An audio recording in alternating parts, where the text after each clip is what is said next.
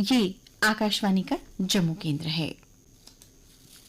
आइए सुनते हैं समाचार पत्रों की सुर्खियां। लिए चलते हैं आपको न्यूज डेस्क की ओर। नमस्कार, समाचार पत्रों की सुर्खियों के साथ मैं रजनी दुबे। प्रधानमंत्री नरेंद्र मोदी ने शनिवार को कौशल दीक्षांत समारोह में देश के युवाओं के लिए परियोजनाओं के उद्घाटन की झड़ी लगा दी। प्रधानमंत्री ने 60,000 करोड़ की पीएम सेतु योजना का किया शुभारंभ। कहा, घरेलू प्रतिभा व कौशल में आत्मनिर्भर बनेगा देश। प्रधानमंत्री नरेंद्र मोदी ने गाजा समस्या के समाधान के लिए अमेरिका के राष्ट्रपति डोनाल्ड ट्रंप के शांति प्रयासों की सराहना की। गृह मंत्री अमित शाह छत्तीसगढ़ के 2 दिवसीय दौरे के दूसरे दिन शनिवार को माओवादी हिंसा प्रभावित बस्तर के दंतेवाड़ा पहुंचे। वहां उन्होंने माओवादी हिंसकों को स्पष्ट संदेश दिया कि शांति वार्ता की कोई आवश्यकता नहीं है, माओवादियों को केवल आत्मसमर्पण कर मुख्यधारा में लौटना चाहिए। मार्च 2026 तक माओवाद खात्मे का संकल्प दोहराया।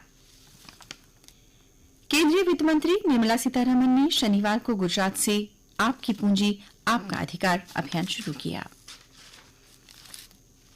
दिवाली त्योहार से पहले यात्रियों की सुविधा के लिए उत्तरी रेलवे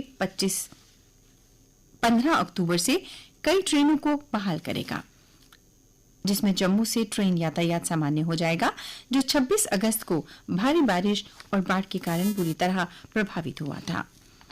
रेलवे अधिकारियों के अनुसार जम्मू, उधमपुर और कटरा से आने जाने वाली 22 ट्रेनों को 15 से 22 अक्टूबर तक बहाल किया जा रहा है। लेप परिषद का 5 साल का कार्यकाल पूरा होने को है, कोई चुनाव नहीं, चुनाव अप्रैल में ही संभव।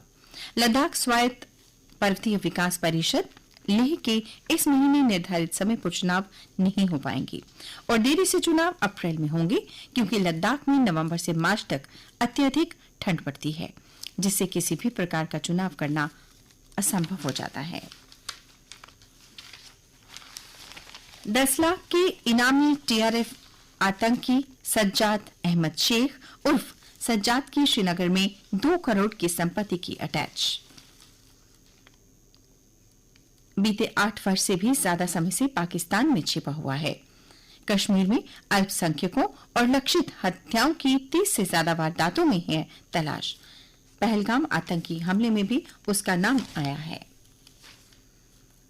पाकिस्तान सीमा से सटे आबादी वाले इलाकों और आस्था के केंद्रों को सुरक्षा देने के इरादे से मिशन सुदर्शन चक्र के तहत भारतीय सेना ने एक स्वदेशी कंपनी से 6 AK-630 mm बंदूकें खरीदने की तैयारी की है। ये एयर डिफेंस सिस्टम है जो प्रति मिनट 3000 राउंड फायरिंग कर सकता है और 4 किलोमीटर दूर स्थित लक्ष्य भेज सकता है। सुरक्षा बलों ने मणिपुर में विभिन्न प्रतिबंधित संगठनों के 10 उग्रवादियों को अलग अलग अभियानों में गिरफ्तार किया है। जम्मू कश्मीर सरकार आज खाद्य सुरक्षा और मानक अधिनियम 2006 के तहत वैधानिक मानकों को पूरा करने में विफल करने वाले जमे हुए और ठंडे मांस उत्पादों के निर्माण, भंडारण, वितरण, परिवहन और बिक्री पर प्रतिबंध लगा दिया है।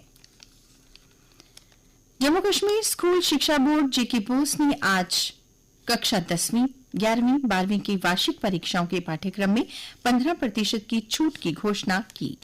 एक अधिसूचना के अनुसार प्रश्न पत्र पूरे निर्धारित पाठ्यक्रम के तैयार किए जाएंगे और छात्रों को कुल अंकों के 85% के बराबर प्रश्न हल करने होंगे, जिसमें आंतरिक विकल्प भी शामिल होगा।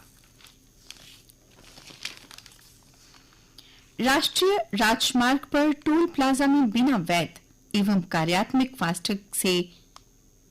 फास्टैग के प्रवेश करने वाले वाहनों से यूनिफाइड पेमेंट इंटरफेस के माध्यम से भुगतान करने पर सामान्य टोल राशि का 1.25 गुना शुल्क लिया जाएगा। पहले बिना फास्टैग के चुकाना पड़ता था 2 गुना शुल्क, अब देना होगा सिर्फ 1.25 गुना। डिजिटल भुगतान को प्रोत्साहित करने के लिए नए नियम 15 नवंबर से हो जाएंगे प्रभावी। और अब अन्य समाचारों के साथ मेरी सहयोगी रजनी। धन्यवाद। अन्य समाचार। भगवान वाल्मीकि प्रकट दिवस को लेकर आज दोपहर 2 बजे वाल्मीकि मंदिर डोगराहाल से शुरू होगी शोभा यात्रा।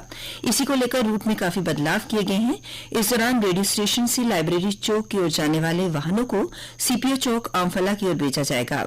बिजनेस रोटरी परेड से फ्लाईओवर और सचिवालय की ओर जाने वाले यातायात पर पाबंदी रहेगी। डीसी कार्यालय से रेजिडेंसी रोड वाले यातायात को गुज्जरनगर सर्कुलर रोड की ओर मोड़ा जाएगा, जबकि गुज्जरनगर से विवेकानंद चौक होते हुए डोगरा चौक जाने वाले वाहनों को शोभा यात्रा के बाद ही जाने की अनुमति मिलेगी। प्रदेश में डेंगू के मरीजों की संख्या 1000 के पार, जम्मू जिला बना हॉटस्पॉट। यात्रा में हुए बीमार तो अब रेलवे स्टेशनों पर मिलेगा उपचार। 24 घंटे उपलब्ध रहेंगे डॉक्टर और पैरामेडिकल स्टाफ। कश्मीर में 11-12 अक्टूबर को डल झील किनारे शेरे कश्मीर इंटरनेशनल कन्वेंशन सेंटर में होगा कश्मीर साहित्य महोत्सव। जम्मू कश्मीर ग्रामीण आजीविका मिशन 2025 के सारस मेले में दिखी देश भर की संस्कृति की झलक।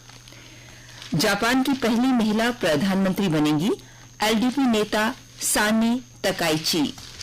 और अब खेल समाचार।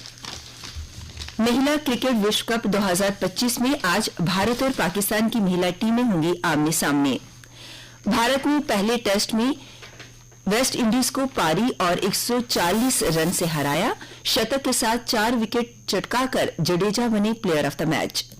भारतीय वनडे टीम के कप्तान बने शुभमन, श्रेयस को बनाया गया उपकप्तान। वहीं भारतीय टी20 टीम में कप्तान बने सूर्य कुमार और गिल को बनाया गया उपकप्तान। ऊंची कूद में प्रवीण कुमार ने हासिल किया कांस्य पदक। वहीं विश्व पैरा एथलेटिक्स चैंपियनशिप में एकता को मिला रजत। चैपल हैडली सीरीज के दूसरे और अंतिम टी20 मुकाबले में मार्श के शतक ने ऑस्ट्रेलिया को न्यूजीलैंड से दिलाई जीत। मौसम 3 दिन तक भारी बारिश का अलर्ट जारी। और अब तापमान। कल दिन का अधिकतम तापमान 32.3 डिग्री सेल्सियस और न्यूनतम तापमान 19.1 डिग्री सेल्सियस रिकॉर्ड किया गया। आज सूर्यास्त 6:13 पर होगा। कल यानी सोमवार को सूर्योदय 6:28 पर होगा।